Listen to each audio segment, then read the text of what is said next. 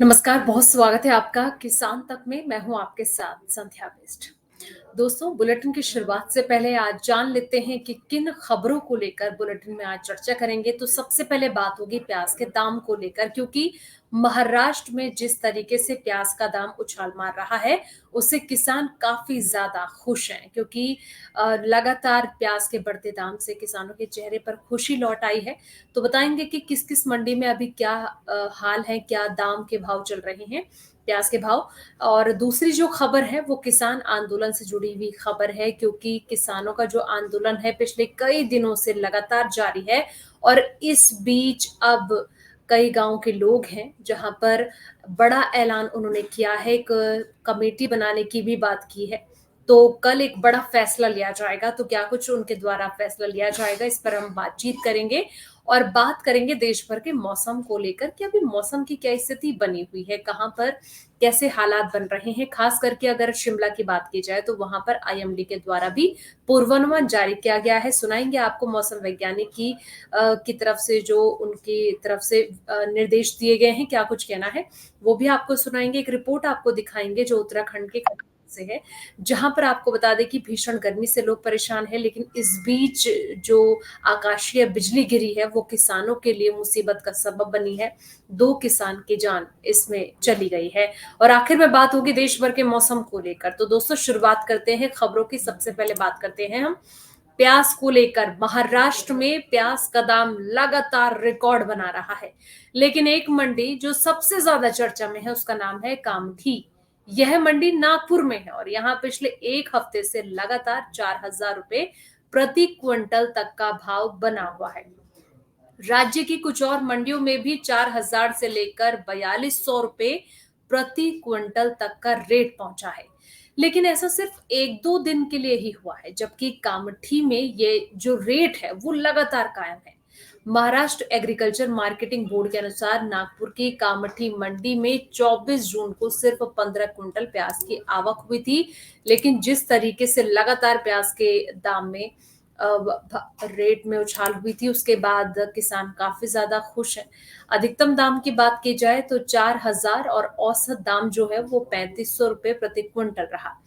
आवक में कमी की वजह से राज्य की ज्यादातर मंडियों में प्याज का दाम 2,500 से लेकर 3,500 रुपए प्रति क्विंटल तक बना हुआ है। इससे कि किसानों को अच्छा खासा फायदा हो रहा है। किसान आमतौर पर प्याज का 3,000 रुपए क्विंटल का दाम मांगते रहे हैं और इस साल उन्हें अधिकांश मंडियों में इतना दाम मिल रहा है। किसानों का यह भी कहना है कि उनकी लागत प्रति क्विंटल 2,000 रुपए आती है, इसलिए उन्हें कम से कम 3,000 रुपए का भाव मिलना चाहिए।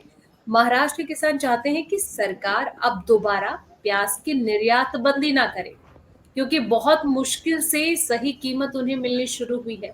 महाराष्ट्र कांदा उत्पादक संगठन के अध्यक्ष का कहना है कि अभी सरकार ने निर्यात पर $550 प्रति टन का न्यूनतम निर्यात मूल्य और उस पर 40% एक्सपोर्ट ड्यूटी लगाई है। इस शर्त को हटाने की जरूरत है, जिससे किसानों को और ज्यादा अच्छा दाम मिल सके। तो ये फिलहाल अभी महाराष्ट्र में हाल है। जिस तरीके से प्याज के बढ़ते दाम किसानों के चेहरे पर खुशी ला रहे हैं, ऐसे में आने वाले वक्त में अगर ऐसा ही भाव किसानों को मिलता रहा तो किसान जो एक वक्त पे नाराज थे वो अब कहीं ना कहीं प्याज की खेती छोड़ने के बाद जो वो कर रहे थे, आने वाले वक्त में इसके बम्पर उत्पादन के लिए भी किसान डबल मेहनत करते नजर आ सकते हैं। खबरों में आगे बढ़ेंगे, बात करेंगे किसान आंदोलन से जुड़ी खबर का। दोस्तों, बता दें कि शंभू बॉर्डर पर बीते 13 फरवरी से किसानों का धरना लगातार जारी है। आम जनजीवन पर इसका काफी ज्यादा असर पड़ रहा है। इस कारण 30 गांव के लोगों ने 10 सदस्यीय कमेटी को बनाया है, जो कल यानी कि बुधवार को बैठक कर निर्णय लिया जाएगा कि किसान के खिलाफ हाई कोर्ट जाया जाएगा, जाम लगाएं। वहीं किसानों ने प्रेस कॉन्फ्रेंस करने की भी घोषणा की है। शंभू बॉर्डर पर किसान संगठनों के चल रहे धरने के कारण आसपास के लगभग 30 गांव के लोगों का जनजीवन पूरी तरीके से प्रभावित हुआ है। हरियाणा बॉर्डर से लगते इन गांव का अधिकतर काम व्यापार हरियाणा से जुड़ा है। जो पूरी तरीके से बर्बाद हो चुका है। मॉनसून सिर पर है, ऐसे में ग्रामीणों की चिंता बढ़ती जा रही है। किसानों के धरने को देखते हुए आसपास के ग्रामीणों ने आवाजाही के लिए घर घर नदी पर अस्थायी पुल बनाए हैं। बरसात में नदी में उफान आने पर अस्थायी पुलों के बह जाने का खतरा है। ऐसा हुआ तो आसपास के गांवों का संपर्क हरियाणा से पूरी तरीके से कट जाएगा। आसपास के गांव के लोग रविवार को धरने पर बैठे किसानों से रास्ता मांगने पहुंचे थे, लेकिन बात बनने की बजाय स्थिति और ज्यादा तनावपूर्ण हो गई। ग्रामीणों ने कहा कि वो बुधवार को उन्होंने बैठक रखी है जिसमें तय किया जाएगा कि नेशनल हाईवे पर रास्ता खुलवाने के लिए हाई कोर्ट जाना है या फिर बनूड रोड पर जाम लगाकर विरोध प्रदर्शन करना है।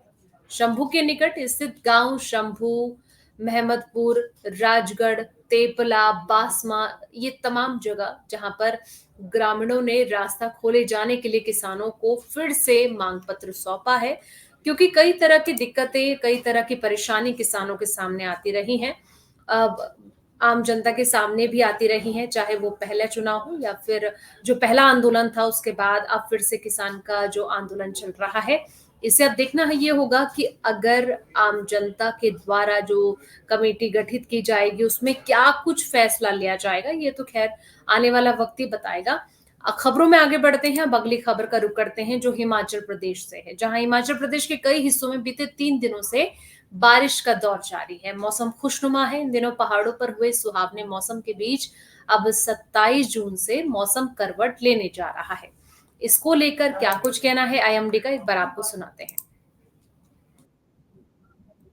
मंडी, शिमला, किन्नौर, चंबा, कुल्लू, लाहौल स्पीति, यहाँ पे मध्यम से हल्की बारिश रिकॉर्ड की गई है। जो सबसे अधिक थी वो देखिए वो मंडी गोहर में 60 mm के आसपास रिकॉर्ड की गई थी।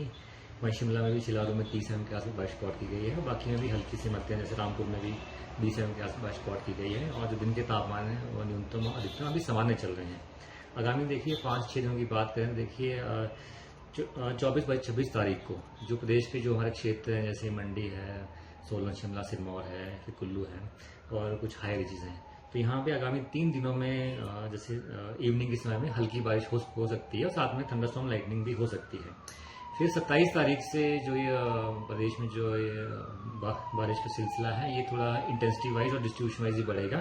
इसके चलते देखिए 28 तारीख से प्रदेश के जो हमारे प्लेन के क्षेत्र हैं, जैसे ऊना, बिलासपुर, हमीरपुर, जो मध्यवर्ती क्षेत्र हैं हमारे, चंबा, कांगड़ा, बिलासपुर है, सोलन, सिरमौर है, तो यहाँ पे देखिए लाइट टू मॉडरेट रेनफॉल होने की संभावना है।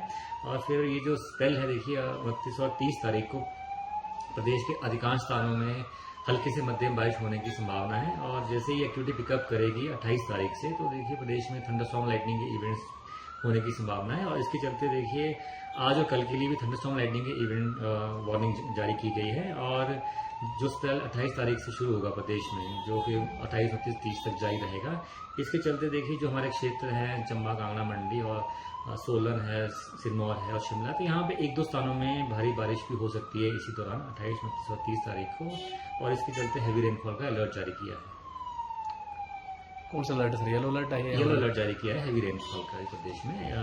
28 तारीख को किया है हैवी रेनफॉल का। और देखिए 24, 25 और 27, 28 को थंडरस्टॉर्म लाइटनिंग का भी अलर्ट जारी किया है। सर तापमानों की बात करें तो किस तरह से चल रहे हैं? देखिए अभी तो पूरे प्रदेश में ही जो दिन के तापमान है वो सामान्य चल रहे हैं। जो सबसे अधिक था वो ऊना में था 40.8 डिग्री सेल्सियस, जो कि सामान्य के आसपास ही है। शिमला की बात करें तो 26.6 डिग्री सेल्सियस रिकॉर्ड किया गया था। और अगर हम ऊना, सॉरी बिलासपुर, हमीरपुर की बात करें तो वहाँ देखिए 39 के आसपास रिकॉर्ड किया गया था। धर्मशाला, सोलन की बात करें तो वहाँ मतलब 30 डिग्री या 32 डिग्री के आसपास जो दिन के तापमान है वो रिकॉर्ड किए गए थे, जो कि सामान्य के आसपास ही, देखिए सामान्य से 1 या 2 डिग्री अधिक हैं। और अभी आगामी जो जैसे 3 दिन की बात करें तो अभी जो दिन के तापमान है वो सामान्य ही रहेंगे। और जैसे फिर 28 तारीख से जैसे रेनफॉल एक्टिविटी पिकअप करेगी प्रदेश में, तो इसके चलते जो दिन के तापमान है उसमें देखिए एवरेज 3 से 4 डिग्री गिरावट आने की संभावना बनी रहेगी। सर जिस तरह से आप रेन की बात करें तो ये प्री मानसून की बौछारें होंगी या फिर मानसून आने वाला है और कब तक आएगा, कोई उम्मीद? देखिए अभी जो भी बारिश है आज जैसे जो एक्टिविटी होगी और जो आगामी जैसे 28 तारीख शुरू होगी वो हालांकि वो पूरी प्री मानसून एक्टिविटी है। और अगर मानसून की बात करें देखिए आगामी जो 3 से 4 दिनों में जो मानसून है वो हमारे उत्तराखंड और उत्तर प्रदेश में प्रवेश करने की मतलब परिस्थितियां बनी हुई हैं।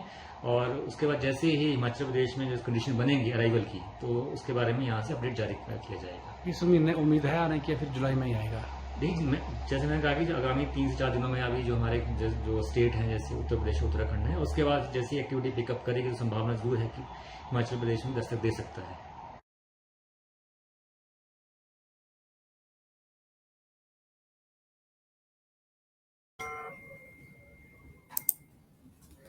तो ये थी शिमला के मौसम के हाल। अब बात करते हैं देश भर के मौसम को लेकर।